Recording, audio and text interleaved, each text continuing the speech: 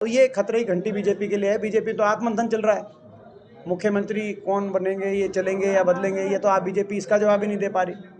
हम भी बीजेपी से सवाल पूछते हैं कि बीजेपी पहले ये बताए कि वे बीजेपी में यही मुख्यमंत्री रहेंगे या बदले जाएंगे। मुख्यमंत्री जी ने अकेले व्यक्ति हैं जिन्होंने कहा कि मैं कहीं नहीं जा रहा। बीजेपी के किसी आदमी ने नहीं कहा। आपके सामने ये तो बीजेपी का नारा था कि काला धन लाएंगे और सबके बाटे 15 लाख आएंगे। अब वो नारा बदल गया। अब ये है कि जिनका काला धन विदेशों में पकड़ा जाएगा उनको बीजेपी में लाएंगे, ज्वाइन कराएंगे, राजस्थान में राज्यसभा में वोट गिरवाएंगे और उपचुनाव लड़वाएंगे और रातों रात उस काले धन को सफ़ेद धन करवाएंगे और देश को भ्रष्टाचार से मुक्ति दिलाएंगे। देश में एक आपसी भाईचारे का माहौल, विकास का माहौल, देश के अंदर जो अर्थव्यवस्था ऐसी चौपट हो गई कि अमीर और गरीब में इतना अंतर बढ़ गया। सबसे अमीर भी हिंदुस्तान, सबसे गरीब भी हिंदुस्तान में, ये अंतर बढ़ गए हैं देश में। इस अंतर को जोड़ने की ज़रूरत है। आर्थिक विकास से गरीब को जोड़ने की ज़रूरत है, रोज़गार से बेरोज़गार को जोड़ने की ज़रूरत है और धर्म, जाति, भाषा के सभी लोगों को आपस में जोड़कर देश विकास की तरफ आगे बढ़े, ये उनका उद्देश्य है। इसको लेके वो आ रहे हैं। ऐसी तपस्या, ऐसी तब जो राहुल जी कर रहे हैं वो एक अपने आप में ऐतिहासिक है और हम हरियाणा के अंदर उनका बहुत स्वागत करने के लिए हम लोग तैयार हैं। हरियाणा में एक अभूतपूर्व स्वागत हुआ कि हरियाणा की जनता तो इस सरकार से बहुत ही दुखी है, प्रदेश सरकार से भी दुखी है। बीजेपी और जेजेपी की खट्टर सरकार विफल हो चुकी है, आप जानते हैं। आज उसकी तैयारी के लिए बैठक थी और आज कार्यकर्ता बैठक आपने भी देखा होगा कि मैं समझता हूँ कि जो 2014 के बाद, नहीं जी, 2014 के बाद सरकार के बाद इस प्रकार की शायद इतना जोश कितने घंटे लेट आप अंदाज़ा लगाओ। हाँ जी, हाँ। तो ये एक बदलाव का सूचक है, एक बदलाव का प्रतीक है। तो हम आज जो कार्यकर्ता मीटिंग है इसकी सफलता से हम बहुत उत्साहित हैं। रेवाड़ी के अंदर ये बहुत का शुभ संकेत है। हरियाणा में कहाँ किस तरह से ऐसा पूरा शेड्यूल क्या है? हरियाणा का शेड्यूल क्या है यात्रा का? हरियाणा में रूट है, पहले चरण में मेवात, फिरोजपुर जिला से नू होते हुए सोना जाएंगे, गुड़गांव जिला, मेवात के बाद गुड़गांव जिला, सोना के अंदर, और सोना से फरीदाबाद होते हुए बदरपुर बॉर्डर चले जाएंगे। 21, 22, 23 3 दिन हरियाणा में चलेंगे। 24 को सुबह थोड़ा सा हरियाणा कवर करते हुए दिल्ली के अंदर एंट्री हो जाएगी और राजघाट राहुल जी जाएंगे। फिर राजघाट दिल्ली होते हुए उत्तर प्रदेश होते हुए दूसरे चरण में पानीपत में राहुल गांधी जी 6 जनवरी की शाम को पानीपत की बाउंड्री पे आएंगे और 7 को हमारी बड़ी सभा रहेगी। पूरे हरियाणा के हर प्रदेश में इनका फॉर्मेट जो है हमारी भारत जोड़ो यात्रा का, हर प्रदेश में एक प्रदेश स्तरीय सभा रहती है जो हरियाणा में पानीपत में की जाएगी आयोजित। उसके बाद उस सभा के बाद वो पानीपत, करनाल, कुरुक्षेत्र होते हुए अम्बाला के रास्ते और पंजाब में एंटर कर जाएंगे। 7 दिन आगे हरियाणा में और रहेंगे। तो 7 + 3 लगभग 10 दिन, जिसमें 1 दिन उनकी हॉलीडे रहेगी। हॉलीडे मतलब हफ्ते में 6 दिन चलने के बाद वो 1 दिन विश्राम करते हैं, क्योंकि 25 किलोमीटर हर रोज़, आप अंदाज़ा लगा सकते हैं, कोई आसान काम नहीं है। तो ये एक रूटीन रहेगा। सर, कांग्रेस को ये यात्रा कितनी जोड़ पाई है? भारत जोड़ो की बात करते हैं तो कांग्रेस को कितना जोड़ पाई है? देखिए, आज के दिन ये एक ऐसी यात्रा है, बीजेपी वालों को इस यात्रा के बारे में कुछ नहीं मिल रहा कहने को। कोई नकारात्मक बात ना कह पा रहे, ना इस यात्रा के बारे में, और ना जो हम संकल्प हर प्रदेश में इस यात्रा को लेके, इसकी भावना को लेके प्रदेश की कांग्रेस अपने अपने संकल्प ले रही है। हमारे भी संकल्प हमने कुछ लिए हैं। अब बीजेपी वाले ये तो कुछ कह नहीं सकते कि आपस में लोग, धर्म, जाति, भाषा के लोग ना जुड़ें, ना वो ये कह सकते हैं कि भाई हम देश में सबसे ज़्यादा पेंशन देना चाहते हैं हरियाणा में, या कोई जो है 100 गज के प्लॉट भी लोगों गरीबों को ना मिले। बस वो टीवी कवरेज रोक सकते हैं। हाँ, टीवी कवरेज, और वो इस तरह की बात, उनको और कुछ नहीं मिलती तो कहते हैं। हरियाणा में सर क्या संकल्प लिए गए? जैसा कि आप बता रहे कि हरियाणा में कुछ संकल्प लिए जाएंगे, तो क्या संकल्प? हरियाणा में तो देखो, हमने कांग्रेस पार्टी ने कई बातें जो अपने विकास कार्य हैं उन्हीं को कांग्रेस पार्टी आधार मानते हुए, गरीबों के 100 गज के प्लॉट हैं, मकान, इंदिरा आवास योजना बंद हो गई है, इस बार उसको और बड़े स्तर पे दो मकान की योजना लागू करने का हमारा संकल्प है। गरीब को आर्थिक विकास से जोड़ो। राहुल गांधी जी की यात्रा में जो 3-4 संकल्प AICC की तरफ से हमारे पास आए। वो गरीब को आर्थिक विकास से जोड़ो, वो बहुत महत्वपूर्ण हमारी विचारधारा का हिस्सा है। बेरोजगार को रोजगार से जोड़ो, 2 लाख पद हमारे खाली पड़े हैं। एम्प्लॉई को ओल्ड पेंशन स्कीम से जोड़ो, ये हमने राजस्थान, छत्तीसगढ़ और हिमाचल में करके दिखाया है। हर परिवार को 300 यूनिट फ्री बिजली से जोड़ो, फ्री बिजली 300 यूनिट, ये हमने हिमाचल सरकार में सरकार बनते ही हमने करके दिखाया है। बड़े बुजुर्गों को 6000 देश में सर्वाधिक पेंशन से जोड़ो, जो हमारा पुराना कांग्रेस पार्टी की बात रही है। और एम्प्लॉइज़ को ओल्ड पेंशन स्कीम से जोड़ो, ये भी हमारा एक संकल्प है। और नफ़रत को प्यार से जोड़ो, ये हमारे संकल्प हैं। तो ना तो बीजेपी इन संकल्पों के बारे में कुछ कह पा रही है, ना वो कोई अपनी जो प्रदेश की उनकी सरकार विफल हो गई है। आज ये स्थिति है कि हरियाणा में पंचायत चुनाव में बीजेपी के सिंबल पर खड़े होने वाले सारे उम्मीदवार लगभग हार गए।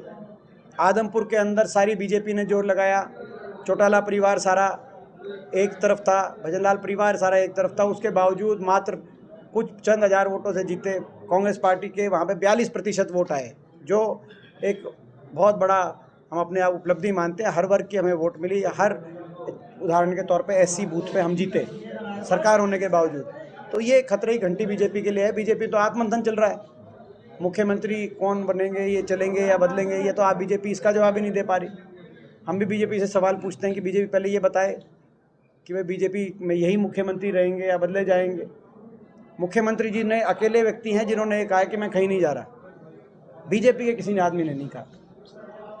आपके सामने कि कांग्रेस को जोड़ने की बात है, सब मिलकर हम कार्य कर रहे हैं। और जो सबसे बड़ा अचीवमेंट है, क्योंकि मैं राष्ट्रीय अध्यक्ष हूँ OBC विभाग का, राहुल गांधी जी ने तेलंगाना में एक बात जो है वो डिक्लेयर कर दी है कि कास्ट सेंसस हमारे एजेंडे पे, ये बात भी रहेगी थी। इसमें जो महत्वपूर्ण जो बात है, कास्ट सेंसस को जब सरकार बनेगी कास्ट सेंसस भी कराएंगे, जो 2011 की थी कास्ट सेंसस उसको जा कराएंगे। तो दूसरी जो सबसे बड़ी बात है कि जो नफरत की दीवार थी, तो ये यात्रा उस नफरत की दीवार को तोड़ रही है। आज बुजुर्ग हो, नौजवान हो, बच्चे हों, सब मिलजुल कर उनके साथ चल रहे हैं, हजारों की तादाद में। मैं तो 6 स्टेटों में गया हूँ। और देखो, उनकी जो लड़ाई है वो आम आदमी की लड़ाई है। महंगाई है, बेरोजगारी है, संवैधानिक संस्थाएं, उनको बचाने की बात है। GST की बात वो करते हैं।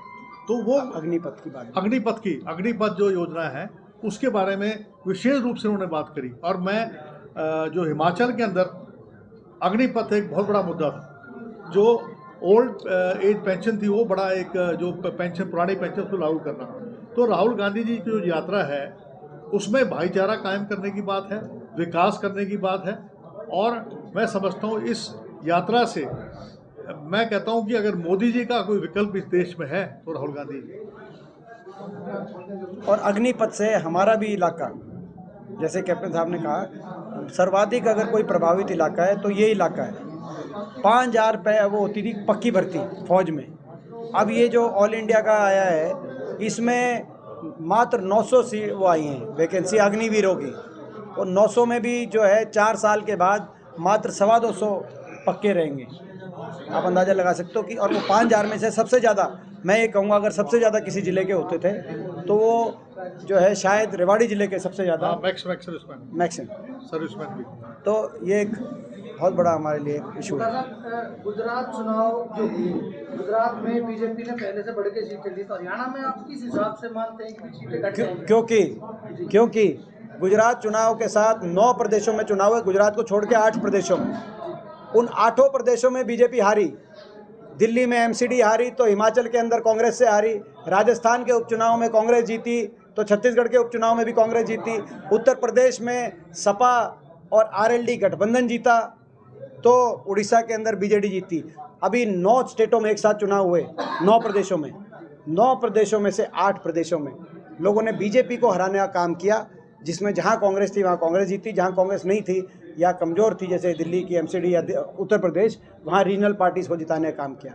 इसीलिए गुजरात के अंदर प्रधानमंत्री जी वहाँ से आते हैं, उनका प्रधानमंत्री जी का कुछ अपना प्रभाव, क्षेत्र गुजरात है, कई कारण रहे, वो हो सकता है, लेकिन हम उन 8 प्रदेशों की तरफ देखते हैं, ये कह रहे हैं। और उसके बाद हरियाणा के अंदर जिला परिषद में बीजेपी ने अपने सबसे मजबूत प्रत्याशियों को और अब सबसे मजबूत जिलों में टिकटें दी, जैसे उन्होंने गुड़गांव में दी, अम्बाला में दी, पंचकुला में दी, कुरुक्षेत्र में दी, यमुनानगर में दी। तो इन टिकटों बीजेपी ने अपनी टिकट देने का काम किया, मात्र 5% वोट। और उसके बाद ये मंथन चल रहा है हरियाणा में भाजपा में कि भाई मुख्यमंत्री यही रहेंगे, बदलेंगे। हम नहीं कर रहे, ये आत्ममंथन बीजेपी वाले कर रहे हैं। जो चुनाव के नतीजे हरियाणा के, और ऐसे ही आदमपुर का नतीजा, ये 3 नतीजे, आदमपुर वाला, जिला परिषद वाला, और जो अभी ये 8 प्रदेशों के चुनाव आए, 9 प्रदेश जिसमें उनके नतीजों के बाद हम इस निष्कर्ष पे पहुँचे कि हरियाणा के अंदर कांग्रेस पार्टी बहुत जो है मजबूती से कांग्रेस पार्टी आगे बढ़ रही है, और राहुल जी की यात्रा के बाद उसमें और ज़्यादा हमें जो है जन समर्थन मिलेगा। हाँ हाँ आदमपुर में 57 गाँव है, 49 गाँव हम जीते हैं। हाँ, अच्छा कमेटी के मेंबर थे यहाँ, कुलदीप यादव वर्किंग कमेटी के मेंबर थे, जो सबसे शीर्ष जो आपका है।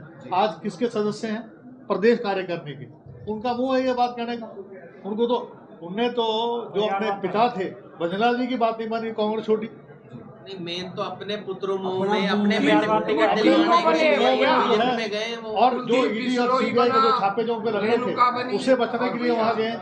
वो उनकी बात पे आज कोई विश्वास नहीं करता, और जो वो बात कहते हैं उनके साथ कौन है आज बताइए? कौन उनके साथ छोड़ के गया? एक XMLA बता दीजिए। कोई नहीं गया उनके साथ, तो आज उनकी विश्वसनीयता नहीं है। और इससे सम्मान का अंदाज़ा लगा लो। हमारे तो चंडीगढ़ के दफ्तर में भी चौधरी भजनलाल जी की आज भी तस्वीर है।